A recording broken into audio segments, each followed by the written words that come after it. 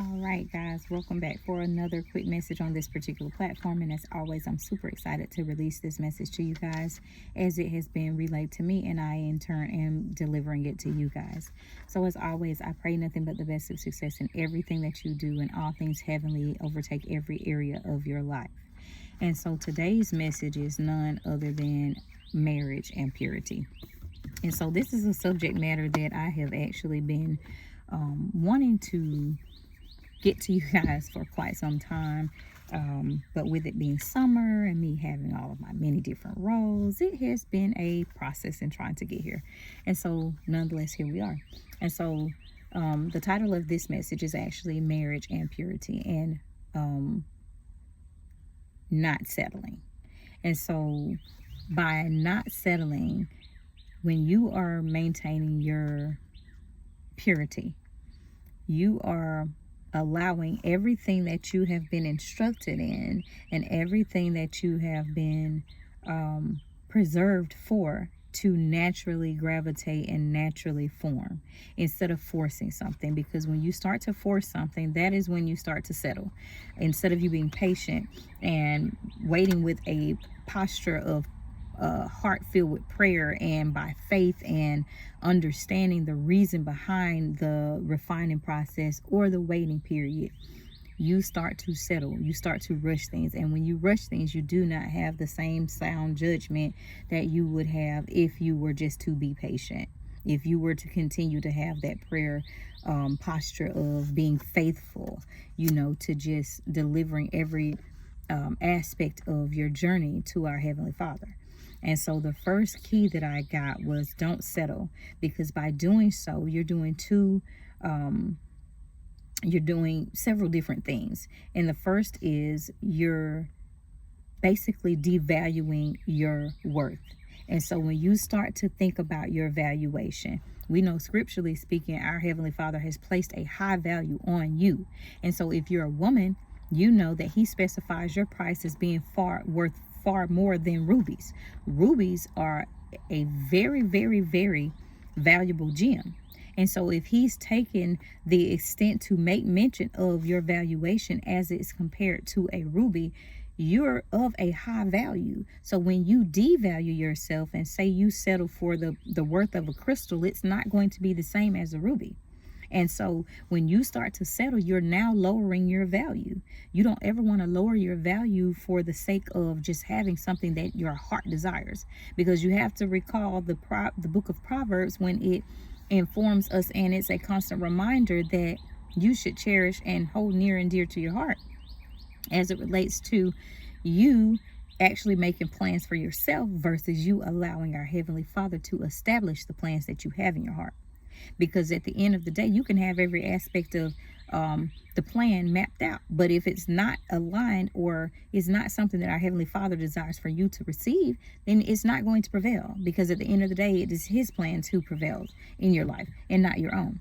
So it's important that you have that alignment, but He's never going to ask you to devalue yourself. He's never going to ask you to devalue your worth. He's always going to tell you to just be patient in prayer. He's going to tell you to be thankful in prayer. He's going to ask you to focus on the good things that you do have in prayer. He's going to ask you to make sure that before you accept a counterfeit, that you understand and you've done the legwork to understand what it is that you're desiring yourself.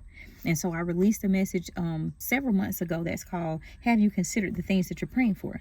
And a part of that means you're going through the great extent of praying for something, but are you going through the great extent to learn about the things that you are actually saying that you want and what it entails? Because there are prices that come with a high value gem. So you as a ruby are going to come with a specific set of instructions, and that is for your spouse, that your husband, to find out and to make sure that he can measure up. Just like it is your role as that ruby or as that gem to make sure that you're going to measure up in your capacity as a wife.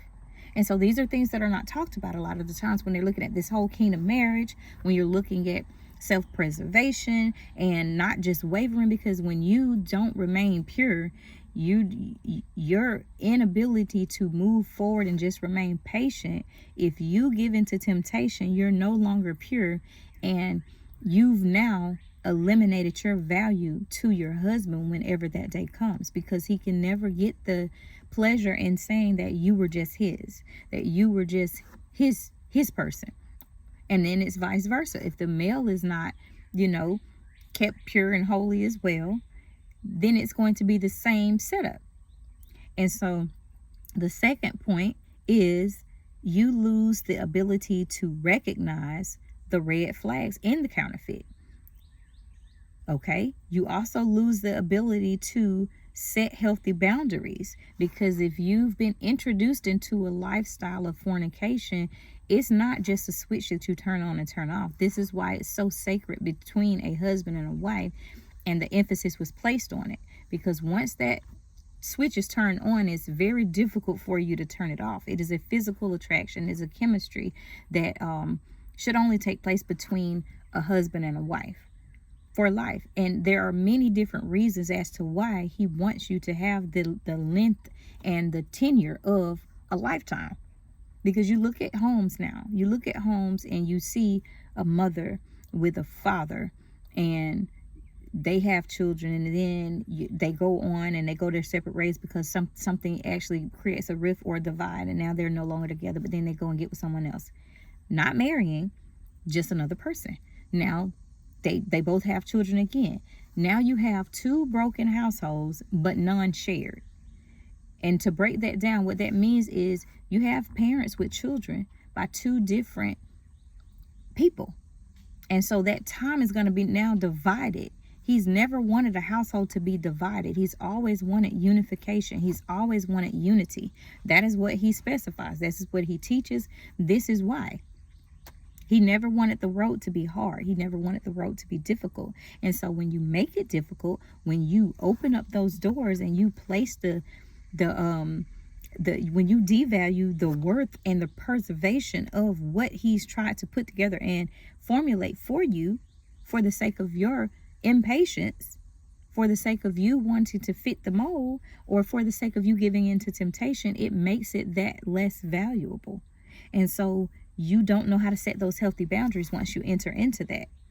And then it causes you to lose the ability to uphold your morals and your standards. So just like you know your value, but then once you start to play with that type of fire, it is hard for you to get out. And so here it is, now you understand that you're dating with the intent of looking for your husband, but at the same time, you've now set that healthy boundary and you've crossed over into fornication or, sexual promiscuity. And now that lifestyle is what you're starting to allow yourself to partake of. And it just turns into a snowball effect. It's a continuing cycle because the enemy works on your valuation. He does not desire. It's a reason that he desires, and he has so many different agents working at the forefront these days, not even concealed, not even hidden at this point, to take innocence, to take purity, to take the one man and one woman for life. All of these different aspects of everything that our Heavenly Father has instructed us, has told us, has shown us through the course of the examples of other people, through the examples of just failed circumstances altogether. It is something that he vows for. He wants it. He is hungry and he is not stopping. He's not sparing, and it is right here done in the open. And so upholding your morals and your standards is of great importance, especially when you consider yourself to be his child. If you're the child of the Most High, then you have to exemplify and portray yourself as such. And a part of that comes with preservation and making sure that you're pure and you're kept for the sacred moment and that interaction and those intimate places and portions of your relationship when you are married, not during the engagement period, during your marriage. And so the third component is it causes you to compromise and to miss out on genuinely good relationships and opportunities due to negative space fillers housing the places and spaces meant to be filled with positive people and things and the experiences. When you have a husband and a wife, there are certain things that husbands and wives are doing that are going to always receive favor. This is not in a relationship outside of a marriage. This is in an actual marriage. He gives specific, intimate details about you being joined in the flesh, about the marriage bed being undefiled. He also gives specific instructions as to how the husband receives favor from the wife, because he who finds a good thing finds favor in our Heavenly Father. All of these different aspects of you and your covering. And then that's just like the benefits of a wife having a husband. She naturally has someone to provide. She naturally has someone that's built in to protect. She naturally has someone to be in for her sake, to cherish her, to love her, and to also act and serve as the second component into adding what she's been given as a part of her to be the reproductive cycle from him, to complete and make a whole. So beautiful. All of these different procreating tools that we've been given are tarnished when you do it outside of the capacity that he's instructed and that he's given his approval on. You can't call it a kingdom design if it does not follow the kingdom instructives. You just can't. I don't care what the world is selling you. It's a counterfeit. It is a counterfeit. You can sit here and play house all day long, but at some point in period, you're going to question why you were never the wife. And I know this hits home for a lot of you, but you got to get back to getting yourself together. You've got to get yourself back to the point where you are actually standing on the morals and the values that you are supposed to have, that you have always been gifted with, because he placed a high value on you. And so stop falling for these scenarios. Stop giving yourself to men. Stop giving yourself to women. Preserve yourself for that special someone that is supposed to be with you for a lifelong partnership. I didn't say it was peaches and cream, but that's the part where you need to understand exactly what it is that you are getting yourself into before you move on and say, hey, I want to be a wife, or hey, I want to be a husband. Know what it entails. And as you're doing the preparation to get to that point while you're in your season of waiting, make sure that you're filling yourself up. Make sure that you're surrounding yourself. You're sitting under people with successful marriages. You're sitting under men that are valued and that have a good reputation within their household. I didn't say out in public. I said in their household. Because a lot of men portray themselves to be something great within the public eye, but then behind closed doors, they're abusive to their wives. They're condescending to them. They don't pitch in. They're not great parents. They're not great fathers. They're not good examples. They don't cherish their wives. They're not upholding all of the duties and responsibilities as it relates to the role and as they've been instructed. And then you have the same thing for some women. Some women take on this role as a wife and think that they're just supposed to be just given everything. No, it comes with a great deal of work. It comes with a great deal of effort. It comes with a great deal of time management. And so this is why you guys haven't seen me on here, because over the summer, my family is my priority, regardless of what time of the year it is. But during the summertime, we have more flexibility because I'm not educating them, because I homeschool. So in this time, I have more time to be able to do things with them and collectively as a whole, because we don't have certain schedules that we have to follow. And so because that's my priority, I don't allow anything else to take precedence over that time. Because as a mother, you begin to understand, as you have children, the years are short. The years are short, meaning the days seem like it's just never ending, like it's a cycle on repeat. But then you look up one day and your kids are 20. You look up one day and your kids are teenagers. You look up one day and your little baby now is entering into the double digits. It goes so quickly. So if you don't take the time to cherish those years, when they do exit, you'll have a great deal of regrets. And that is one of the things that you have to make sure that you are aware of. You have to make sure that you are sound on, that you are prepared mentally, physically, emotionally, and spiritually with the right person that has the same desired goals and the settings of what, scripturally speaking, is supposed to take place in a household. As a wife, you're managing your household. It should not be a time where your household doesn't have what it needs if you are prioritizing that and if you are actually adhering to it and making sure that you are working it. Because it comes with work. That's your assignment as a wife and as a mother. Your husband should be covered. Your husband should be well fed in a lot of ways. Read between the lines. Okay? Well fed. That's a part of your role. And so when you get to the point where you're like, oh, it's looking like a chore, no, it should never get to that point, because this is something that you said you wanted. You should have considered everything that goes along with it. So it's not just a cakewalk. It's not just for your benefit, but at the same time, it has a great deal of benefits. So make sure that you understand these things before you go and you jump and say, I want a kingdom marriage. Because with that kingdom marriage comes a kingdom assignment. With that kingdom assignment comes a kingdom instructive. With that kingdom instructive, you're going to be graded as to how you perform.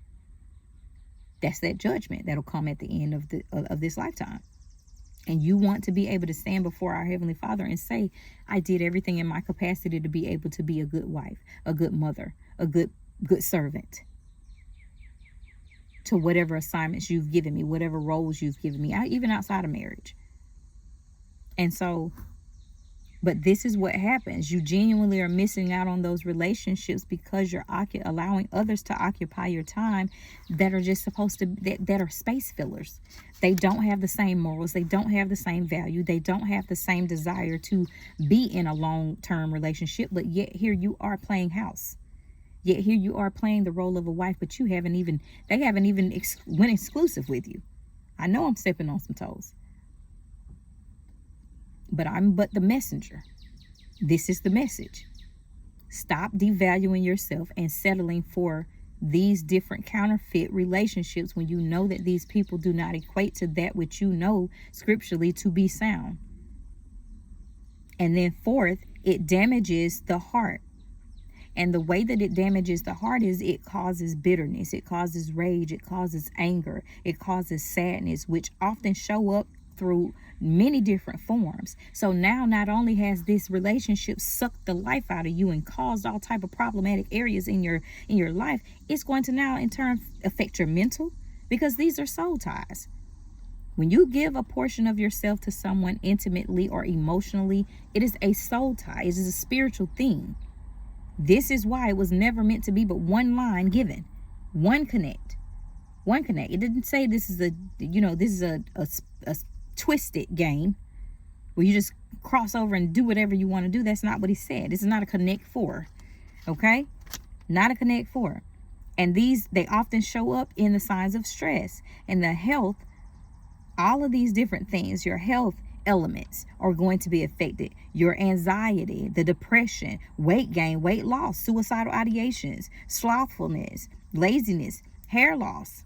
Come on, ladies. I know you understand. Mood swings. Dietary habits change. And if you're not properly feeding yourself physically, what do you think your mental's going to go through? You're losing weight. Your hair doesn't have the proper nutrients because you're not eating now, because you're stressed out, because you can't keep food down, and now your stomach's all in knots. Suicidal ideations. Now you don't even want to be here.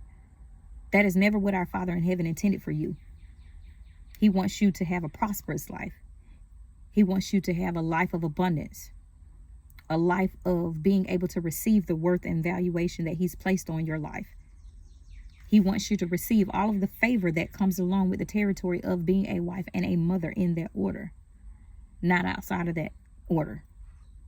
Because I can tell you, when I had my first daughter and she was outside of the design, it was a whole lot more hectic versus us actually being married, planning for our second and third child, and Him being present. He supplies when it's done the right way. A lot of times He supplies it when you do it outside of the scope, but that still comes with a hefty price, and it's a price that you don't have to pay if you do things the right way. And so all of these different things weigh on you. Isolation is another. Now you want to be by yourself. This is a way that the enemy works on you in private, behind the scenes. You want to isolate yourself because now you're embarrassed that you're no longer with this person you were with for 4 years, and all of a sudden he's moved on with somebody else and he's proposed to them within like 6 months.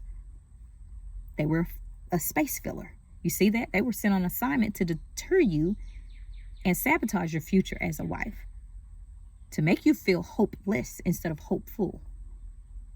Do you understand the word hopeful? You're full of hope. Hopeless means you lack hope. And so all of these different things work together. And then a lot of times for a lot of women, that heartbreak is so severe that they just feel like that if I can't have him or be with him, then that must not be worth it. And ultimately resulting in death. That's a hard pill to swallow, guys. So don't place a lesser value of yourself on you, and instead stand firm and believe that you are who he's created you to be and that it will come. But it takes patience, it takes resilience, it takes you to have that desire and for you to be obedient in the faith.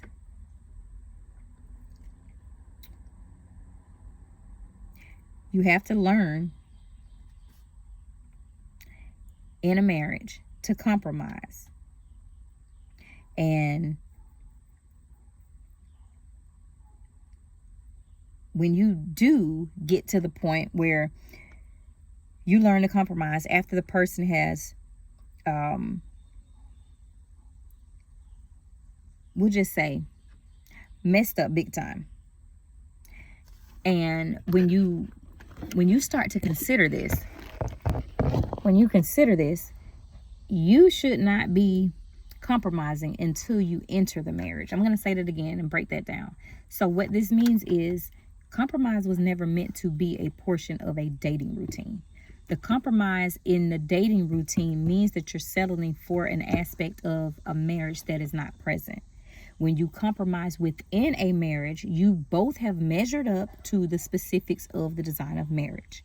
And for the sake of preservation together, in the togetherness, you have to find a balance. So it's not, I don't even like to use the term compromise. You find balance. Because compromising means that you're going to have to go without something. Balance means that you're going to have to level it out to give a little bit or a little less for it to work. Balance. So you should not compromise. You learn to balance things out. You learn to balance the equation. So I'm thinking of chemistry, and that's kind of what I'm getting now. It's chemistry when you have to balance the equations. You have two sides, and in order for you to balance the equation, you still have to have the elements present. You don't get to just pick another element and put it on the other side for it to balance out. The element already has to exist. And so this is a perfect indicator of what he's actually saying. What he's saying when it relates to the balance, a chemical equation. So you go and you just brush yourself up and look at how you balance the equations. You can only add to or subtract from it if the elements are present. So this means that during the dating phase, it's called compromise if it's lacking an element. You can't just add an element to somebody or something. It has to be present. That person can go and add it to themselves and then show up at a later time. This is called misalignment. So that's that whole situation where you were dating a person and they were not who they were. And then 10 years go by, you both date different people. And then you end up making your way back together. And now they have that completed element chart. But you cannot have an element if it is not present. That is compromising. You want to balance the equation. That means you have a little more or a little less, but you both have the same elements that add up for it to be balanced. Okay? And then you don't, like I said, you don't want to do this even more so during your dating phase, because if you're compromising and saying, okay, well, I'm willing to settle even though he doesn't have this element, you're now going to enter into that marriage without them having everything that they need. So this could mean that spiritually they could be immature. Spiritually, they could just be lacking. Their character could be lacking. Some people go into a marriage thinking that, they have everything that it takes, but then they end up saying, okay, well, you know what? I don't feel like this is for me. So now you're left. You're left when all you had to do was be patient. All you had to do was see if there was going to be that element that was going to be present. Don't rush it. It shouldn't be something that's rushed. You'll know. And so don't compromise during the dating phase, as this leads to disaster and missing red flags. Because when you're compromising, you're just refusing to see things for what they are. In actuality, they're the very indicators that are alerting you, that's saying, hey, no, I like this element. There will be no balance in this area because it will always be one-sided, because this side of the equation does not have this element present. And so don't compromise the excuses. So if there are commitment issues, if there are always constant excuses, see it for what it is, guys. That person doesn't desire to have a resolve or a solution because they are not willing to come up and formulate, have a conversation, and dissolve whatever problematic issues are present. So if you have those issues before you get married, don't you think that they're just going to carry over? It doesn't. A marriage is a covenant. However, those issues and present factors and characteristic traits are still going to be remaining in that person even after you say I do. It's not just a magical moment. Our Father does not operate in magic. He operates in instruction and structure with specifics. He says write it down and make it plain. Be specific. Okay? And so those excuses, see it for what it is. Don't allow it to cause you to delay anything. You're not a person that's supposed to have a tag along. If you're a tag along and there's always a delay and no commitment, see it for what it is. See it for what it is, guys. Men know. They know if you're the one. Ask them. You don't believe me? Go ask your brother. Go ask your uncles. The ones that are married. Friends. Ask them how long it took them to know that their wife was the one. It's not an extended period of time, guys. If you're in that relationship for more than 6 months to a year and they have not decided on who you are to them, you're a tag along. You're a tag along. And if you have, and now they come back, more than likely they are settling. And more than likely you have missed out on an opportunity to be with someone that did not desire for you to be a filler, but instead chose you to be the option.